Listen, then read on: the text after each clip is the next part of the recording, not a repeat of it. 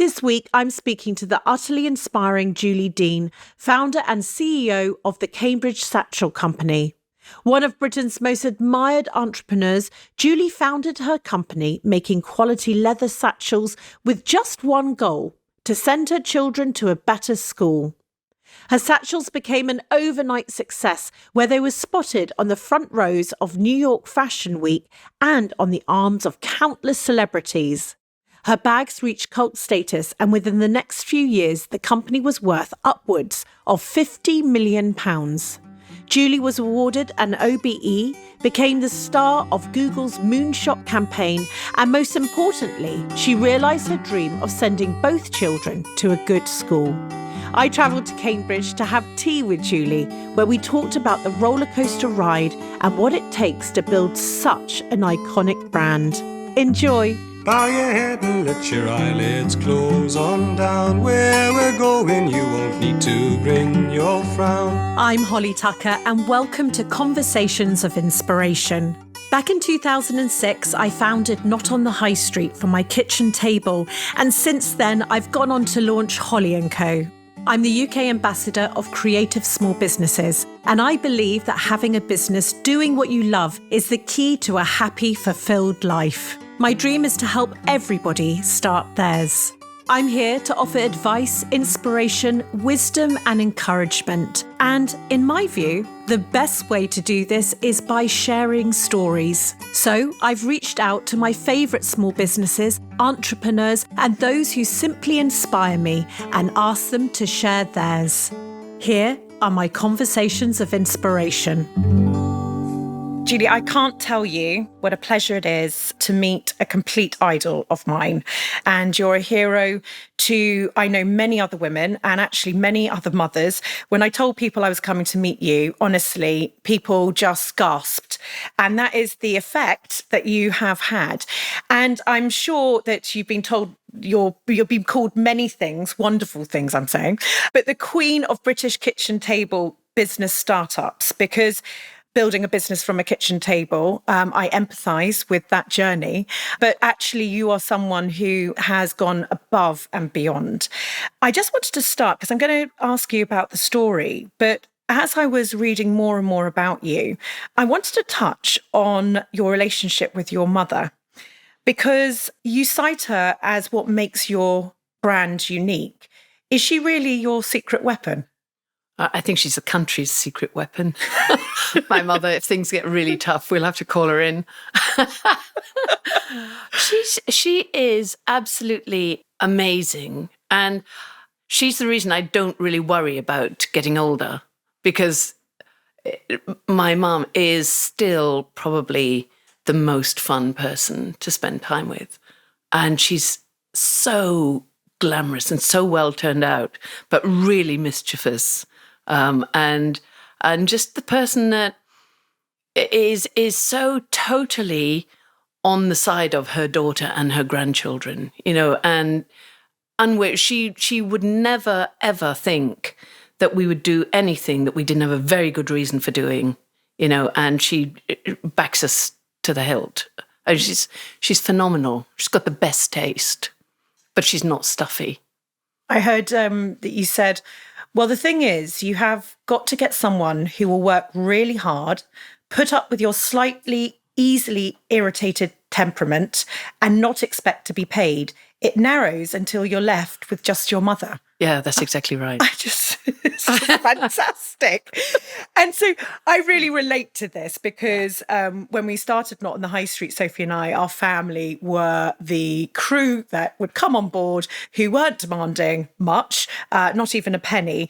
And as we started the business, you realise that having specifically my sister started with me, she was employee number 3, and 15 years now we've been working together. And there's nothing quite like, is there, this telepathy, this loyalty, the cutting to the chase, this it's almost like, I would say, a secret weapon. Yeah. And I think that we could have grown faster if my mother hadn't, you know, made me an only child. Right. If I'd had siblings, I could have drafted in. We could have really ramped it up. So the growth of the company is her fault, possibly. Yeah, I think so. Yeah. You brought on your mother, you brought on this love, this building a family ultimately through your employees. Can you just tell me, I mean, it's one of my favourite stories, but I'd love to hear it firsthand because I'm sitting opposite you. The Cambridge Satchel Company, how did it all come about? It is just one of those things that I would start off by saying, I don't need to be a founder, CEO, entrepreneur person. That's not. There are things in my life that I do need, but on the work side, that isn't really what does it. And so it needed to be, there was a real reason to it. I could never have done this if it was to have a big house or a flash car or something like that. It was just too hard. I just wouldn't have done it. But getting my children into a fantastic school, a school where they would thrive and feel safe and happy and really look forward to going every day, you know, that was absolutely the driving force. I had been fortunate enough that I had been a stay-at-home mum, you know, and so I'd been at home for 8 years. And it's not actually a boring time at all. It's really, really nice, because if you're someone who's busy, you will be busy, whatever you do. So, you know, it's... I like to think I was a gift to the parish council in helping them move forward with their organisation. They might not have seen it that way. Gift to the chair of governors. I became chair of governors at the local school. You know, brought in some insights, and so if you're another gift, and if you're a busy person, you just love doing stuff, you know, and so. The signs were there that I should have had something else when the children were past that stage of being like 4 and needing things all the time. They'd come home with some kind of project, and I would just think, oh, this is fantastic, and grab it with awful enthusiasm. You know, it's like, oh, we can do that. I know, why don't we do a scale model of our house and use scraps of the actual carpet from each room, you know, in there, and see if we've got any dregs of paint so that it's exactly the right paint on all the walls. Oh, and then we can go around and you're thinking, actually, maybe you should just have got a job at that point. It was a sign. There was a sign. The signs were there. And I do remember that there was a particularly painful time before Cambridge Satchel when I had, it was my son's birthday, and I had been waiting all day for him to come back from school. He's 6. And I was thinking, it's a Spider-Man themed tea, you know, and really gone to town on this Spider-Man themed tea. And they came back from school and said, oh, can we just have a bit of a play with Aidan next door? And I was thinking, are you mad? All day I've been waiting for this Spider-Man tea.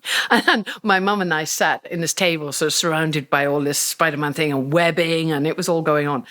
And I just thought, ooh, they're moving on. And it's getting to that point, they were 6 and 8, where I'm going to have to find something. Otherwise, I'm going to be left with cleaning and cooking and ironing, and that's not good. It's great to be home with the children doing fun things and activities and making cabbages out of Play-Doh and all this kind of thing. Love that. Don't really see myself keeping a house. Yeah. And I definitely don't see myself as being a lady who lunches. I don't like networking. So that's a channel shut to me. Was shut to you. But then all I needed was the motivation to sort of drive myself at sort of rocket speed down some sort of corridor. And that motivation was getting them into an amazing school. And Cambridge, because of the university, we have some incredible schools here. Yes. And, you know, yes. and so what I always say to people, and this probably sort of flies in the face of lots of advice, but I'm always more motivated by something that looks like a real moonshot. You know, it's the dream. Because you can think, I'm going to get them into an amazing school, start looking at the schools, realize, God, schools are really expensive. School fees are really expensive. So let's look at one that's sort of affordable.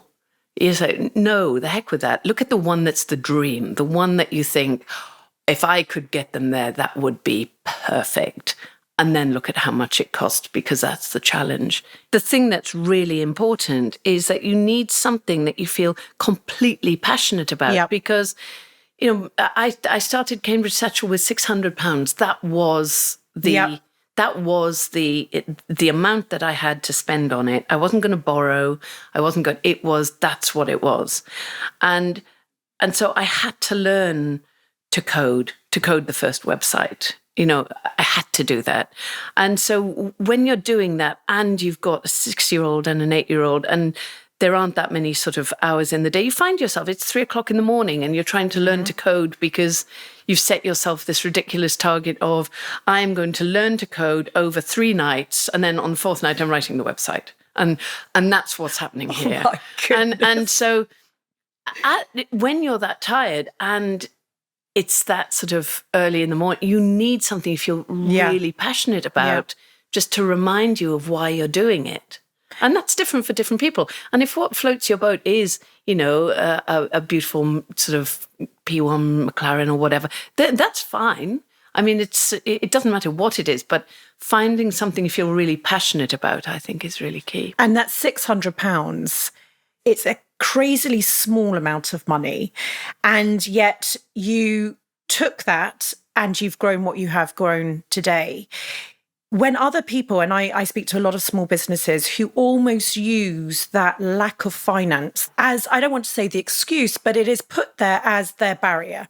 What would you say to people who have that sort of mindset that money was what's going to stop them? And you had a background in finance. Do you feel that helped you look at that? Biophysics. And super helpful. Biophysics and finance. So you might have a different type of view on that £600. Yeah. But what is your viewpoint on that? And I think £600 isn't a small amount of money.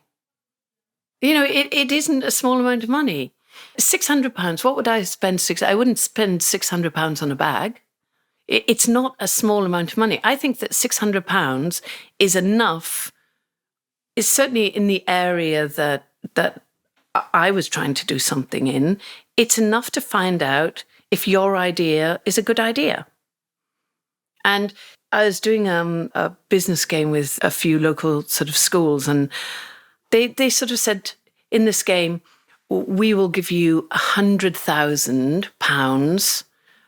Tell us what you do with this £100,000 to set up the game and everything. And I thought the first thing you should do is you give 99,000 back because nobody's going to give you that without wanting you to jump through hoops. Yeah. And you don't need somebody else putting pressure on you in those early days. No. You need to be doing things to find out, is it an idea that only you feel passionate about?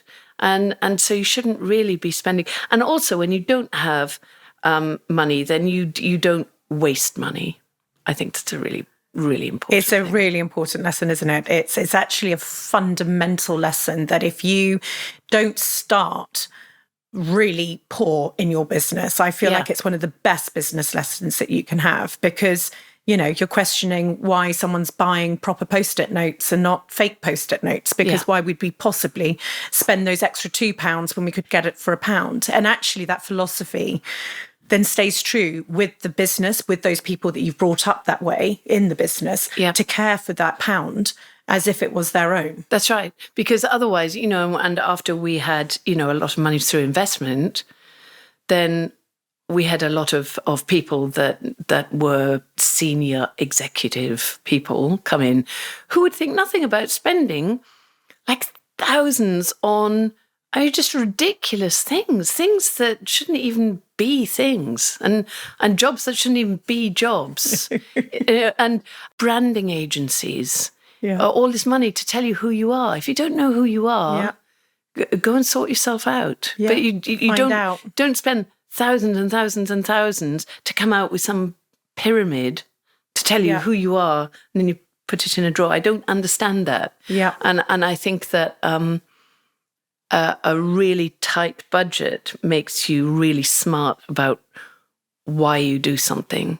When I think back to a lot of the businesses that I talk to, or I think back to my own story where, not seeing Harry, missing every first steps, first words. And actually, he was 3 months old when I started Not on the High Street. And so when we got to that point, I always wanted to take him to Lapland, the whole thing. And it took until he was 5 to get to that holiday. But it was such possibly one of the most magical times of my life that I now still look back to, because in a way, it was a happy KPI. It was a something that was, yes, the mortgage was being paid, but actually this was a goal that was what I was striving for. And it reminded me of when you were saying about the school fees. So, these sort of good life goals. You talked about your school and the kids getting in there as your goal. What was it like when you reached that goal? What was that? My God. What was that moment like? My mum and I took them to, it was sort of John Lewis School Outfitters in Cambridge. And I just remember they put their blazers on and came out and we were howling. I mean, we were crying our eyes out, standing outside. Oh, sure. How long had that been? What was it from that moment that you said, right, we can't make any models of our house anymore with real carpet. I need to do something to that moment in John Lewis's changing rooms? 3 months. No. Yes. Wow. Don't worry about. No. Yeah. Not when you're with you. My goodness. Yeah. 3 months. Yeah. Amazing. We Amazing. were howling. And they turned it on and said, you can see now they fit right. I went to turn around and go back in the changing room. It's like, no, this moment's lasting a lot longer than that. Yeah, we need a cup of tea. We need to sit here. We need some photographs of all really big moment. Oh my goodness! And you set yourself that goal. You reached it very quickly, actually. In any way that you look at that was not a long period of time. How does your business push you forward now? So we fast forward to today. Do you set yourself similar targets personally, and obviously you've got targets professionally, but what's your now viewpoint on those milestones that you need to hit? I think that I do feel a huge sense of responsibility to people in the business because they do become like your family. So, we've got the factory in Leicester of all these people making the bags. And so we make about 10,000 bags a month. Wow. And so keeping that factory busy, keeping those people busy so that I look at Cambridge Satchel, it's about, 150 mortgages a month? That is a huge sense of responsibility. I look at the business and I see, the difficult times that we went through. I sort of look back at that and some of the way that I handed over control to people I thought were the experts. And I look at what they did and how it was nearly killed. And I do get driven by how dare you do that to my, third child.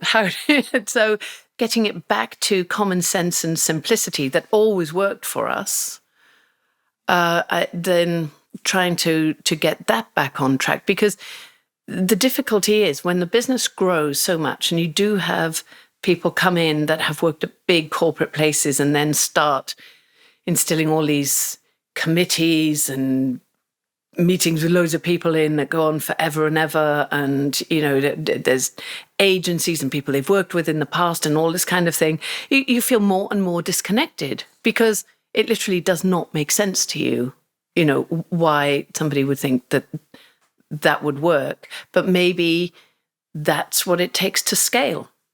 And was that the question you asked yourself? You've spoken candidly about this. And I think it's actually one of the things for me. I remember my dad running in with an article that you when in the Times.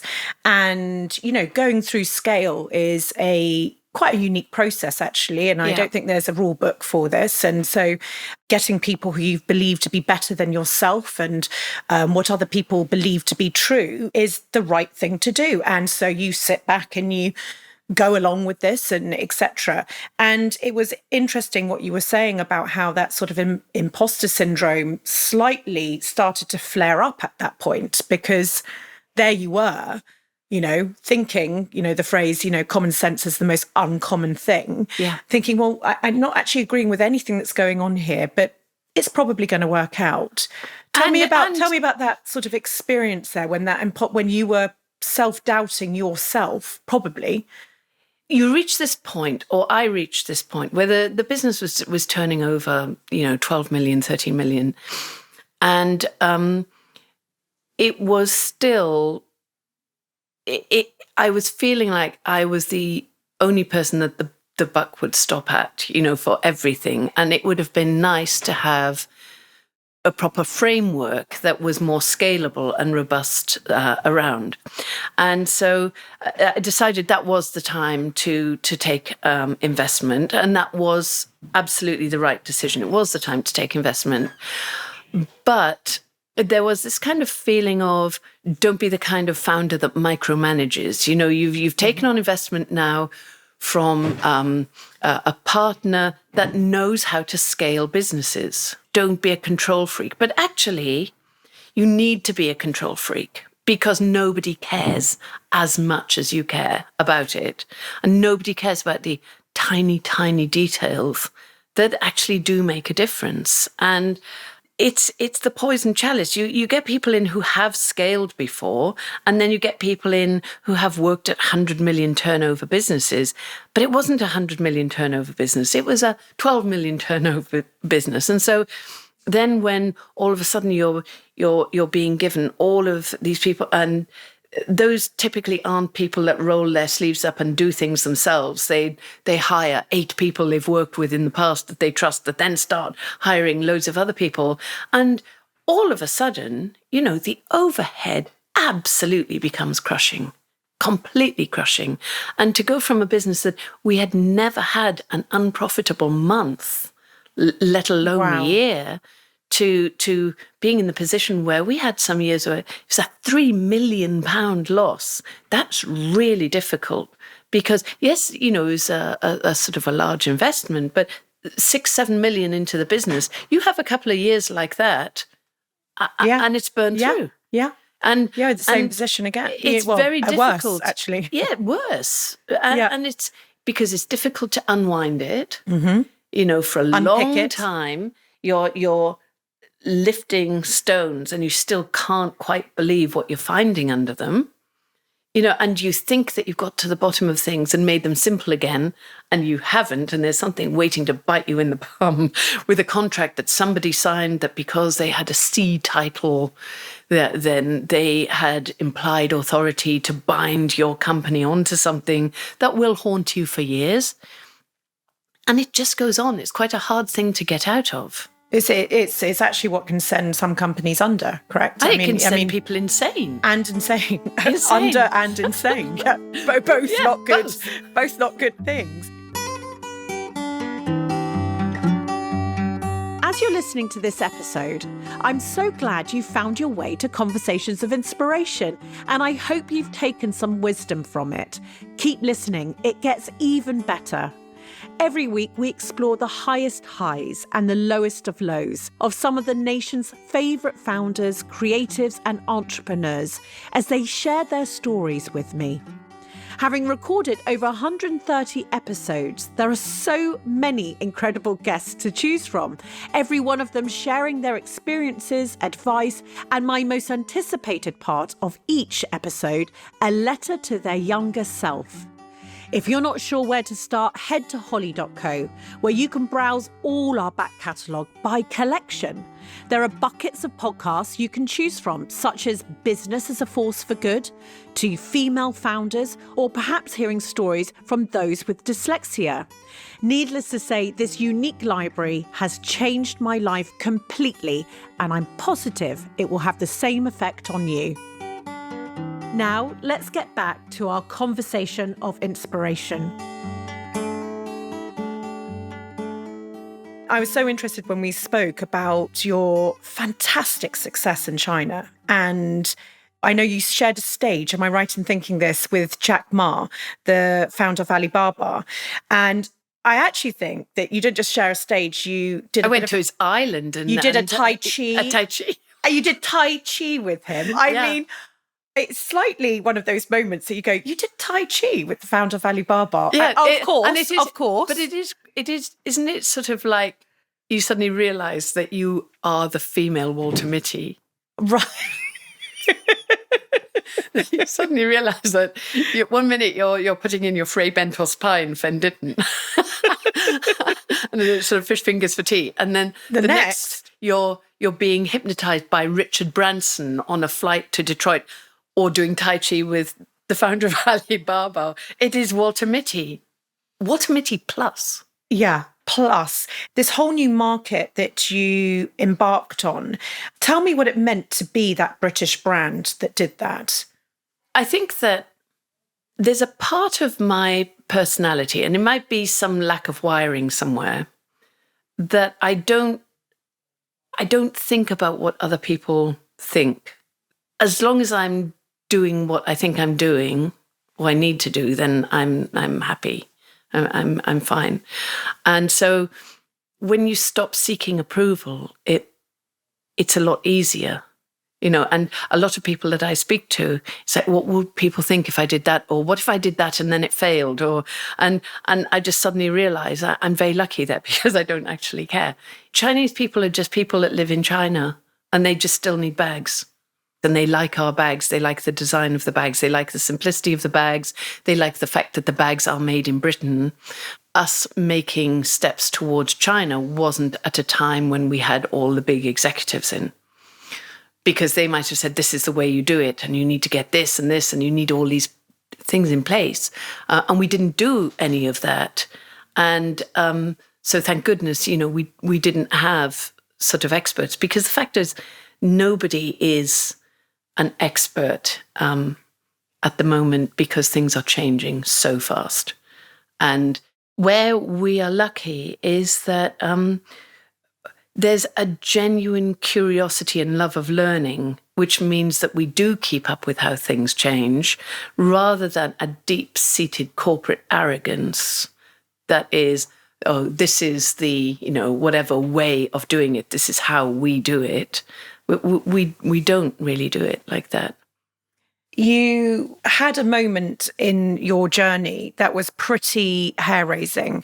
It was when one of your manufacturers were passing off your satchels, called Satchels, selling basically your design with your leather in exactly the same dimensions. They were using your patterns. It was unbelievably shocking. You sued them successfully. What was that experience like, and how did you get through it? First of all, it came after a very stressful period. There were quite a lot of, there's a string of stressful periods. And there was the moment that we were spotted at New York Fashion Week, because our bags were literally sort of fluorescent. And so, the cameras went off and I know the the big shows and it all came out. And so we had a backlog of 16,000 bags that people had ordered on the website, which was still a bit hokey, to be honest. But so we had 16,000 bags on back order, and I had 4 manufacturers that were small British manufacturers, and each one of those had a maximum capacity of about 250 bags a week. I had 16,000. It's like hysterical laughter. and then people then come and they say to you, oh, it's a great problem to have. Not if you're the person in that seat with all those people screaming at you on email and you're trying to say, oh, well done, you've chosen a really brilliant British-made product, but it is made by hand, and so there might be a slight wait. It's not going to be dropped by Amazon tomorrow before 10, because actually you're pretty far down the list, and they can only make 250 the next quarter. You might be getting your you'll bag. get it next year. And so that was quite tough. And I'd found a manufacturer that would scale up, and they had only been making for us for a short time, and I'd bought all the tooling and all the leather and everything. And then I had an email come in from Liberty London girl, Sasha Wilkins, is a fantastic blogger, and she's more than a blogger. She sort of was fashion editor, but she said, oh, so sad to see you've changed your name. I liked the Cambridge Satchel Company, and I think that's a stronger name than Satchels. So why did you change it? And I said, we haven't changed the name. And she said, oh, but I've just been sent this bag. And it's obviously, it's one of your bags, but it's got this label on it. That's very confusing. And I thought, I have no idea what's going on. And then I sort of typed it into Google and it came up with this homepage. It said, Satchels, this new phenomenon coming soon and all this kind of thing. I was staring at it, thinking, what the heck's going on? And then I had a phone call from somebody who worked, making the bags and said, oh, I can't sleep because I've never been involved in something like this before, but we're doing this and I feel really bad about it. And I thought, oh my gosh, Satchels are actually, this is my manufacturer that's doing this. And so straight away I thought, well, I'm not big on rules, but there are some fundamentals. And one of them is you don't work with people you don't like or don't trust. You cannot work with people you don't trust.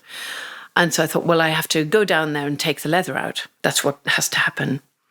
What didn't kick in was you actually have 18,500 bags on backlog at this stage, and you're supposed to be making for Comme des Garçons for their Paris Fashion Week show, and they're not really going to be impressed that you're just about to sort of fire your manufacturer. It didn't even enter my mind, that side of it. I cannot work with people I don't trust, and that was the end of it. So I went down and got this huge lorry to meet me there, and went down and took all the leather out. And then I was faced with the practical and horrible side of seeing the people that worked on those bags that suddenly wouldn't have work. And I said, I'm really sorry, this isn't about your craftsmanship. It's not about your workmanship. This is just that this cannot happen. I've, found out what's happening here. This cannot happen. It rocks your faith in people. I hadn't had a manufacturing agreement with any of my suppliers, hadn't needed them. They were absolutely marvellous, ethical British manufacturers. It had been done on a handshake. And maybe that's naive, and when you scale, probably you don't want to do things on that. But I thought I was a really good judge of character. And that sort of threw me. This is somebody that I had looked in the eye many times, and I had no idea that this was going on in the background. So it was, it was really, really difficult. How did you take it, that confrontation? Well, I'm not a lover of confrontation, but this was, clearly just not right. Yeah. I said, he'd messed with your child. Yeah, and then you step in. Then Mother you get Lion really cross then. And said, well, I'm taking all the leather out. You're not making another bag for me.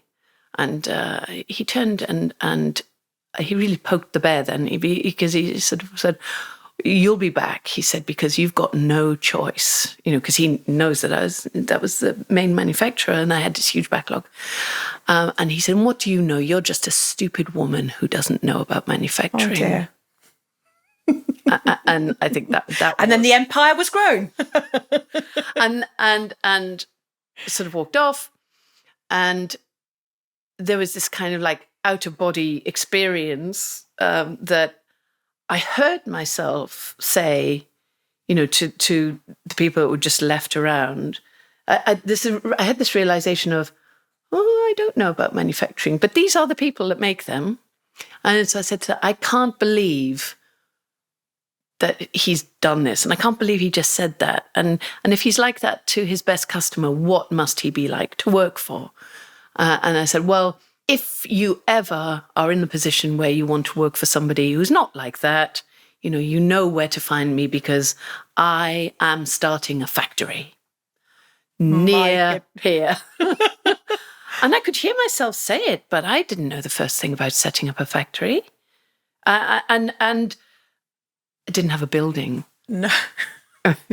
Didn't have a building. And I was driving back to Cambridge and I was thinking, okay, after I pick Emily and Max up from school, I'm going to go on Rightmove, because that's what you do, right? Everybody goes on Rightmove. I'm going to find a factory. And I'm going to find a factory. I'm going to find a factory And this is quite a tricky time scale, this one. So I'm going to find a factory and I'm going to make appointments to view 5 tomorrow. And by 5 o'clock, I will put an offer in whatever one is the least awful. So you turned what, again, could kill companies, and you turned that into a positive. What would be a piece of advice to those who, in the creative community, and certainly my community, the small business community, where copying is one of the most awful things, and only when you've been copied do you actually know what that feels like. What would a piece of advice be to this group of people? I'd say that don't assume that your copycats are going to come from China. Yeah. Because that is certainly for us not the case. That is not where our problems have come from. I think that go to the Business and IP Centre in the British Library, where you can get help free of charge on things like non-disclosure agreements and manufacturing agreements and all that kind of thing. Because in the early days, you don't have loads of money to spend on lawyers. You don't. But having something that's just a template will give you a little bit of a heads up on whether somebody is going to balk at signing something or not. But they will also help you protect IP. And the one thing I was good on from the very beginning was protecting. Now, obviously, we do not own the style of a satchel. That's British heritage. That's been there forever. But we do own our name, and we do own our logo. And in 1 year, we had to shut down over 200 websites that were pretending to be us. And so you do need to take ownership of your logo and your name. This sort of made in Britain, you've made that part of your tapestry. I of course, it's such a prevalent part of your DNA. As we're moving forward, and I'm so happy to think that consumers are becoming more conscious about where they're getting their products from, where they're made, are the workers being paid the right amounts? I've read that you pay good wages, that you're fair, and that it's an affordable, you just made the comment, I wouldn't spend £600 on a bag. So it's affordable. Can you tell me just about those philosophies? I think it's definitely, I have not made my life easy by choosing to make in Britain, but it is important that all of our bags are made here, because a satchel is a very British bag. So to make that somewhere just because it's cheaper, I just don't think that's right. But in those early days of setting up a factory and learning, where to get a sewing machine and renting machines because you can't buy the machines and all that kind of thing, it would have been a lot easier to have just done a bulk order of those satchels and got those. The backlog rose to over 30,000 bags before we got on top of it. How long did it take you to get from your Rightmove search? Yes. To actually having some of those guys, I'm assuming, came over to you. Yes. Yes. Yeah. And actually started manufacturing. What was that time period of? We were manufacturing our first bags were out within 3 weeks. Wow. But these philosophies, this factory had British workers. Yeah. But it was so important. It is one of those things that you just need to do. You need to be good at prioritizing, because I couldn't at that stage have afforded the factory that we run now.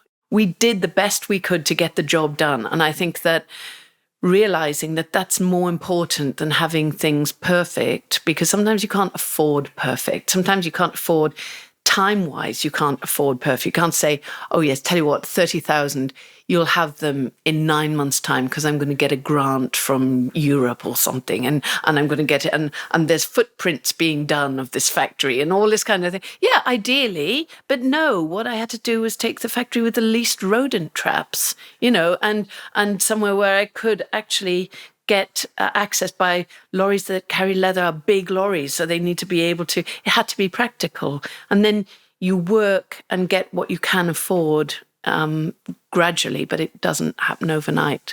And this Britishness, do you think that this is something that we can support more as consumers? Do you feel that if you are a British brand, so you do make in this country, that you should shout about it and tell people about it? I think that you should shout when you're proud of something to shout about. But then if you travel and find someone making something absolutely brilliant and it's a beautiful thing, then buy it, and support them.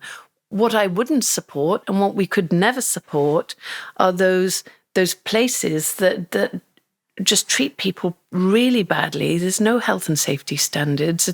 It's all because it has to be done cheaply. So you cut every single corner and guards taken off machines and all that kind of thing in the name of just getting something out cheaply. I would never support that.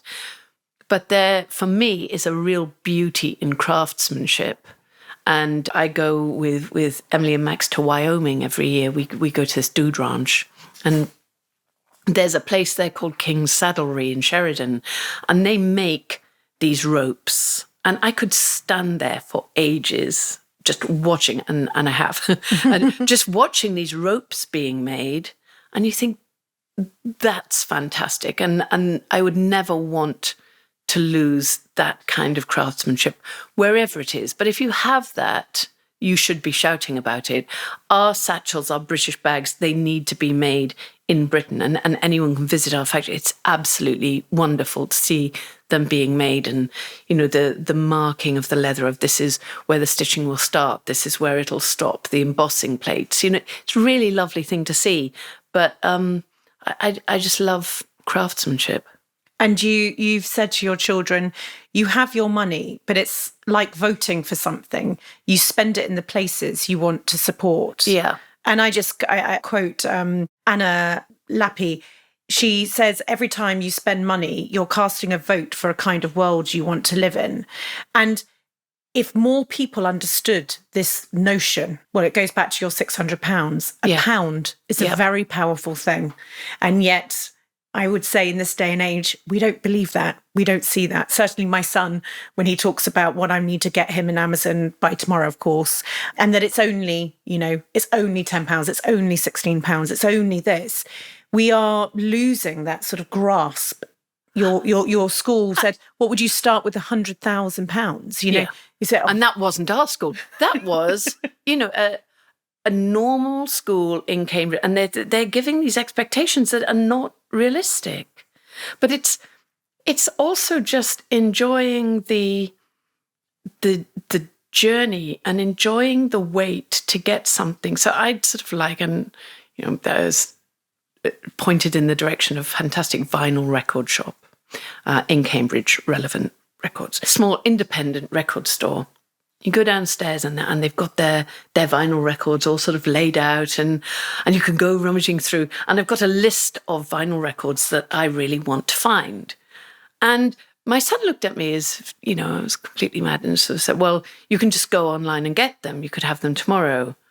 Yes, I could buy them online, but is it really? There are some things that are functional. You need them, so you need them quickly. I completely get that. But when there are some things that are just a joy, then the joy isn't getting it as fast as you can, as quickly as you possibly can. That's what I try to instill. But I think that people are getting, and the younger generations now do enjoy that sense of experience, and they do appreciate. It's our responsibility to do the storytelling properly. This is what it takes to make one of our bags, and these are the people that make them. If we do that storytelling properly, people can enjoy the experience and feel an ongoing happiness about one of these bags. And they can talk and say to their friends, I've bought this bag. Did you know this is the history of this bag? This is where it's made. And if you look on the back, you can see this, this, and this, and continue to get joy from it rather than just, okay, I need a bag. I'll buy it, I'll have it by tomorrow, I'll wear it, I don't really know where it's from or where it's made, or then I'll just... in a couple of months' time. And it's that story that becomes your marketing, isn't it? The story is your free marketing forevermore. The deeper your story, the more depth it has, the more nooks and crannies it's got, the more that story will live on.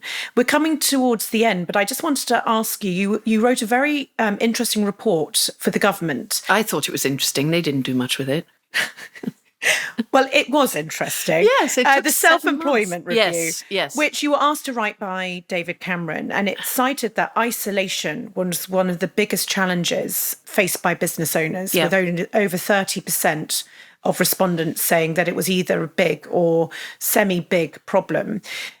Being the captain of your own ship, and I know we've spoken about this before, it can be a super lonely place. Yeah. Actually, being a CEO of a very big business like yourself can be a lonely place, but also for that one person in a bedroom starting up, it's a very lonely place. What would your tips be, or your thoughts now you look back at that journey about that feeling of isolation? See, I'm really lucky because I didn't feel that, because I had my mum doing it with me in the kitchen. And there was that demented level of focus. But I think for people who don't have such a compelling time frame, and this is the danger, if you don't have that sense of urgency, if you have, money to do it, and you have, as long as you need to do it, you'll become one of those people that I've come across when I do these sort of like ask business questions, and they'll come up and they'll dither. They'll dither for ages on, I don't know about the right name for my business, and I don't know about the right end. And you think, oh my gosh, for goodness sake, Cambridge Satchel Company, I allocated myself 10 minutes to think of the name of the company. And let's face it, so I lived in Cambridge and I sold satchels, the Cambridge Satchel Company, done. Just move on. But also touch on the fact that your bags are sold at Fifth Avenue, Selfridges, Harvey Nichols, and you created your logo in word art. Yeah, word art, not just word. I'm taking a bit of credit here. Word art. Some people that you might have experienced and now are no longer here might have spent, a pretty penny on that logo and that brand and that. And what's even more surprising is that logo did take less than half an hour, and it was word with word art. But what is surprising now is there will be at least 3 times every year that I will go to some event in London where someone will claim to have been part of the team that created the Cambridge Satchel logo. And I'll always put my hand up and just say, you do not look like my mother. And so that's not quite true. What a moment. What a moment. So you didn't feel that isolation yourself? I didn't. You were lucky enough to have your... I didn't, but I think that the thing to bear in mind with the self-employed, they're an incredibly diverse group. But if you are doing it in different circumstances than I had, then it is very, very common to miss the support of your co-workers, to miss those people to take a tea break with. If you've been really going at something for an hour and you think, oh, I need a break from that, it would be nice to have somebody to talk to have your... But also on the flip side of that, speed could actually also open up a lot more conversation with people. Yeah. So if you're urgently trying to do something, you've got to make 20 phone calls to just try and find the right person. Well, you should be then out going to meet those 20 people or quite, And so actually, I think sometimes that slowness, that procrastination that can happen in an isolated environment is what really gets to people's minds and it can and they start doing things like reading loads of business books. Oh yes. I was like, I'll read another business book. Because that will help. Because that'll help. I'll read another book about how somebody did something 12 years ago. Yes. That'll really help. Yeah. But during that report, I did also come to realize that being self-employed is not for everyone. Yes. That's not a bad thing, but what you need to do is to really know yourself. if you've always wanted to try something, then just get on with it. Yeah, no time like the present. No. I use the analogy that running a business is like a roller coaster, and it certainly is every day, never the same, up and down, stomach lurches up and down. What would you say on that roller coaster has been your greatest high? Greatest high was seeing them in their school blazers. When we've had some really, really rocky times, and I've always come back to the thing of, this was set up to send Emily and Max to a great school. And it did that. So whatever happens now, I am not going to feel like a failure. It did that. And I got to do these incredible things, along the way. So you can't keep thinking, if this doesn't happen, then as the next thing, this constant raising of the bar, and that's the definition of success, and nothing else that came before that matters. That is what will drive you insane and make you deeply unhappy. And on that roller coaster, your greatest low? Greatest low. I would say that I'm going to say there were two. There was when I was trying to set up the factory. You go through this thing of giving the appearance that it's fine. And then you pick the children up from school and it's like, dinner. Yes, that might be a pot noodle, but you know what? It's fine. It's fine. So I had this insane sort of structure where I would take them to school. I would try to set up the factory in the school day. I would pick them up and we would read our book, the Magic Key. We'd go through all that. We would make dinner and it's fine, nothing on my mind. No, I'm good. And then I would go to bed and I would attack the emails from all the angry people who had ordered a bag and wanted to know, reasonably where it was. There'd be like 3,000 angry emails. And nobody could have been doing their best more than I was at that point. And then to see this barrage of disapproval. And yet when you're in that kind of place with that much pressure on you, I was honestly thinking, the problem here is that I'm not answering emails fast enough. Right, yeah. That's the problem, that I'm not.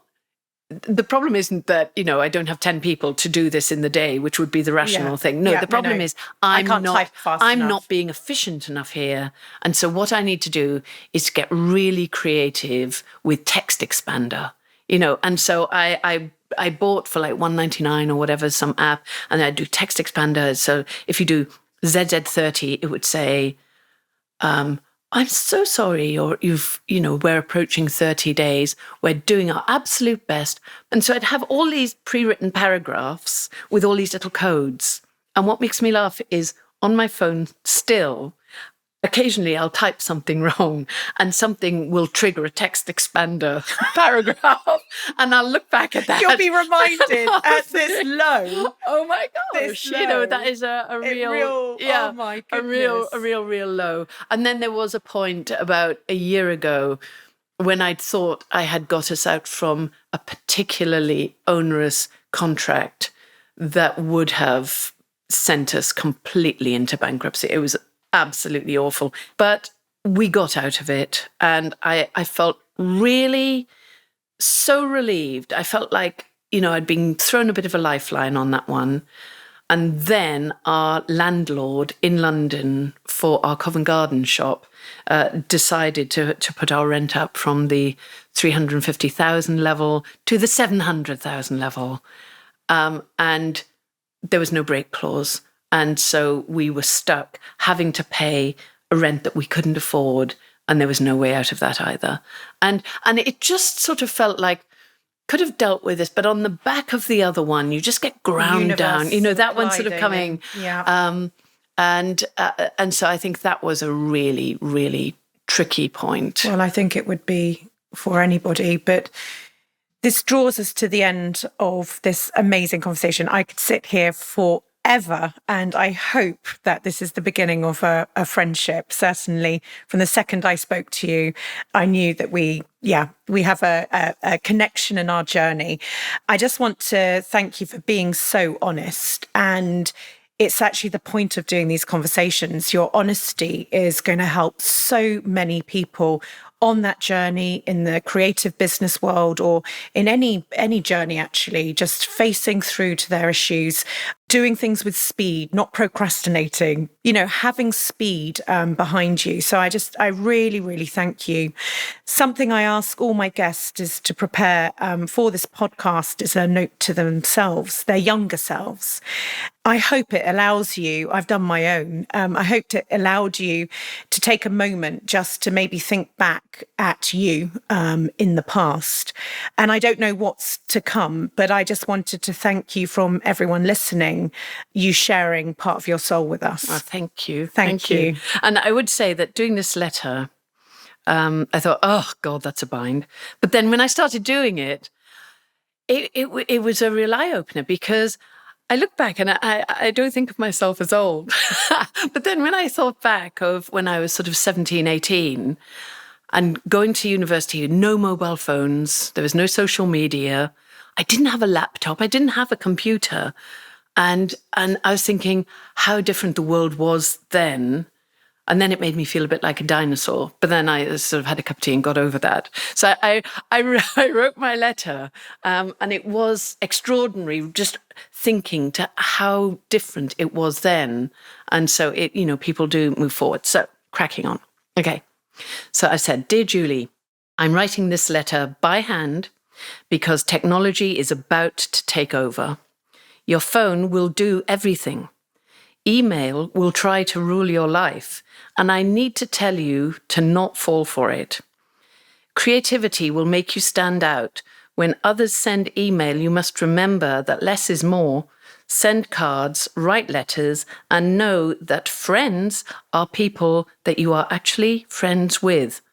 This doesn't make sense to you right now, but it will. Enjoy this time before mobile phone madness hits. Celebrate everything. You will have much to celebrate, but you will feel there's no time. You will have the chance to do incredible things, but just do them. Don't worry about not following the crowd. Don't worry about feeling that you don't care about the things other people do seem to. Just know what you do care about, and know what makes you happy. Your life will have chapters. Enjoy every one of them and make the most of all of it. Don't spend time with people you don't like. Don't spend time on things you don't care about. Your focus is actually a great thing. You will have the most wonderful children. They will become your best friends. And you will have dogs, boxers, loads of them. You are a free spirit. Some people won't like that or find it easy. And that is not your problem." Oh, a tear in my eye.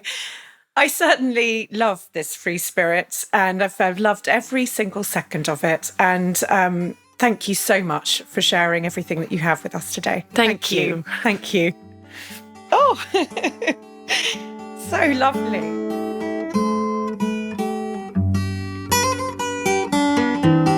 If you've enjoyed this episode with Julie Deane, I'd love to suggest listening to my conversation with Dame Mary Perkins, co-founder of Specsavers.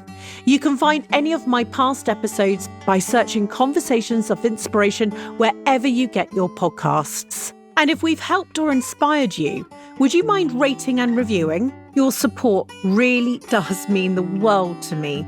It helps spread the word and will inspire more people to build a life they love. And for all our latest news, you can sign up to my weekly newsletter, Holly's Desk Notes, over at holly.co.